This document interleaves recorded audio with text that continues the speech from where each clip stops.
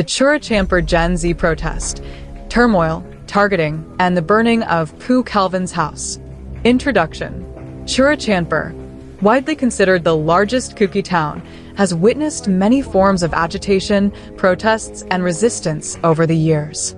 Yet, the recent eruption of unrest led by a loosely identified group calling itself Gen Z or Gen Zomi has shocked the public for both its suddenness and its destructiveness. The episode not only disrupted peace in the town, but also culminated in the burning down of the house of Pu Calvin H., an executive member of the Kuki National Organization, KNO. Although Calvin H. had no role in the protest, his home was deliberately set ablaze, drawing sharp criticism, deep disappointment, and concern across the community. To understand this unprecedented incident, one must trace how the protest began, its alleged inspirations, its methods, and the broader implications it carries for Kuki society at large. The genesis of the Gen Z movement. The protest in Churachandpur did not emerge in a vacuum. Observers believe that the so-called Gen Z group drew its ideological and tactical inspiration from the Gen Z movement in Nepal. The Nepal incident, where youth mobilized under the Gen Z identity to protest against political leadership, became a kind of reference point for young activists elsewhere who sought to replicate its disruptive style of agitation. In the Kuki context, this group has branded itself as Gen Zomi. The usage of Zomi is not without significance. It reflects a factional identity that has historically attempted to subsume other Kuki tribes under its nomenclature. Thus, by calling themselves Gen Zomi, the group appeared to be not merely a youth protest movement, but a body with a pointed political message, one that excludes and targets those who refuse to be labeled as Zomi or who assert a distinct Kuki identity. Prelude to the protest. The timing of PM Modi's visit. The protest broke out just ahead of Prime Minister Narendra Modi's scheduled visit to Churachandpur, a moment that was meant to showcase the resilience and aspirations of the Kuki people to the nation and the world. Instead, the events preceding the visit brought chaos. Gen Z mobilizers began staging demonstrations without clear demands or publicly articulated agendas. Eyewitnesses recall scenes of youth shouting, screaming, and engaging in violent theatrics that escalated quickly. While some in the community initially viewed it as an attempt to grab attention, the lack of focus and constructive objectives left many bewildered. The timing, however, was strategic. By erupting just before the Prime Minister's arrival, the Gen Z group seemed intent on proving their ability to command the streets, regardless of the implications for the broader Kuki cause. Escalation, from protest to violence. What began as an unclear protest soon spiraled into violence. 1. Stone pelting. Protesters clashed with central forces and local police. Stones were hurled, leading to retaliation and further escalation. 2. Verbal aggression. Loud sloganeering, derogatory chants, and aggressive postures created a climate of fear. 3. Arson. The culmination was the burning of houses, the most shocking of which was the targeted attack on the residence of Pu Calvin H. Witnesses claim that this was less about a spontaneous act of rage and more about a premeditated show of strength. For Gen Zomi, creating such fear among both the security establishment and local leaders was a means of asserting dominance. The targeting of Calvin H. Among attack on houses and properties in Churachandpur, the attack on the home of Calvin H., executive member of the Kuki National Organization, has drawn the sharpest reactions. A misplaced target, Calvin H. was not associated with the protest, nor had he taken any public stance against the youth. His only fault, in the eyes of the Gen Zomi group, was being part of the KNO and not subscribing to their exclusionary vision. Symbolic violence. By targeting a KNO leader's house, Gen Zomi sent a message that they consider the KNO and its members to be adversaries. The attack was not random, but symbolic. Internal discord. Many in Churachandpur now see this as adding fuel to disunity. Instead of addressing external threats, the violence redirected hostility inward, against fellow Kuki leaders. For KNO members and sympathizers, the torching of Calvin's house was a deeply unsettling signal. Yet, in an effort to prevent escalation, KNO leaders refrained from confrontation. KNO's response, Restraint in the face of provocation. The Kuki National Organization could have easily retaliated against Gen Zomi for the destruction inflicted on one of its executives.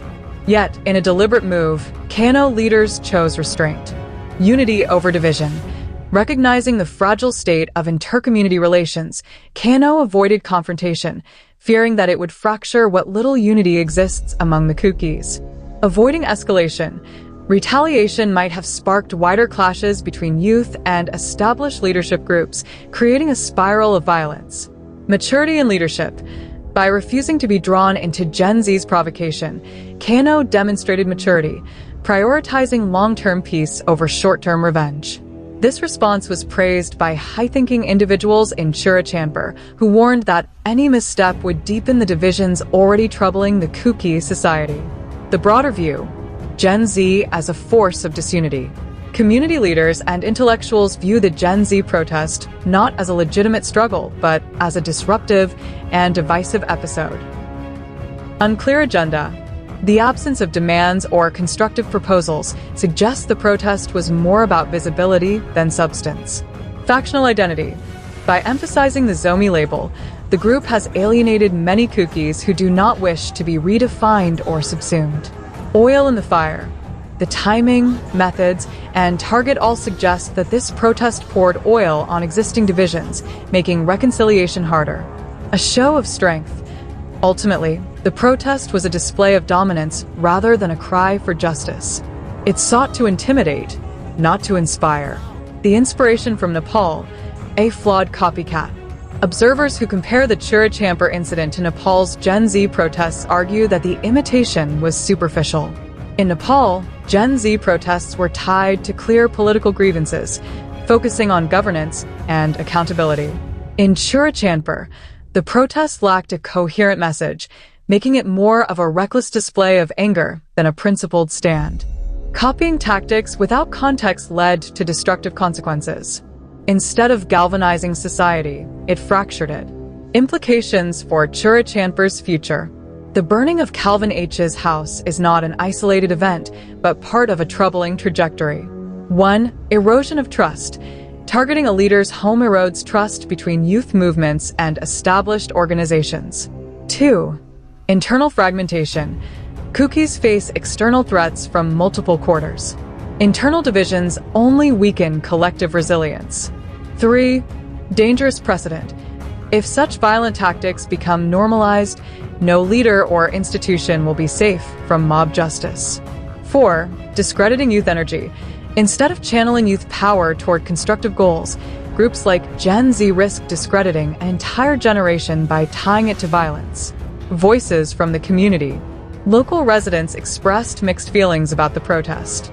Fear and anxiety. Families near the protest sites feared for their safety as stones flew and fires burned. Disappointment. Many Kukis, especially elders, were dismayed to see youth energy wasted on meaningless violence. Anger. Supporters of the KNO viewed the attack on Calvin's house as a deliberate insult. Resignation. Some simply saw the protest as yet another cycle of disorder in a town already scarred by conflict. Conclusion. A lesson for the future. The Churachandpur Gen Z protest stands as a cautionary tale. What began as an attempt by a group of youth to emulate global protest movements turned into a destructive and divisive episode. By targeting the home of a respected leader like Calvin H., the movement exposed itself as more of a threat to Kuki unity than a champion of justice. Yet, in the maturity shown by the KNO in refraining from retaliation lies a glimmer of hope. If youth and leadership can learn from this episode, perhaps future protests can be channeled toward constructive aims. For now, however, the scars remain. A house burned, a community shaken, and questions lingering about the path forward. Zalengam Media disclaimer. This report is compiled based on information received through WhatsApp and other informal community sources. Zalengam Media does not independently verify all claims made herein. The authenticity of certain details remains unconfirmed.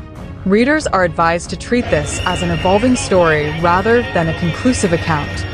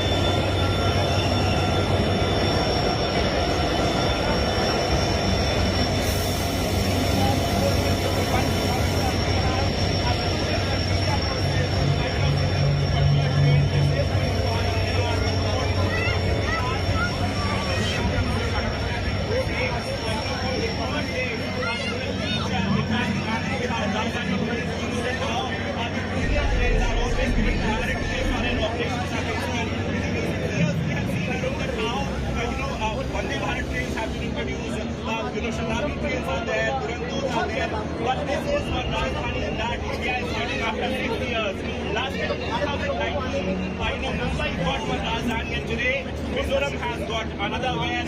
This is, Sairam, and we had done a Rajdhani train that has left the Sairam station. Prime Minister Narendra Modi has just flagged up this train, and then you have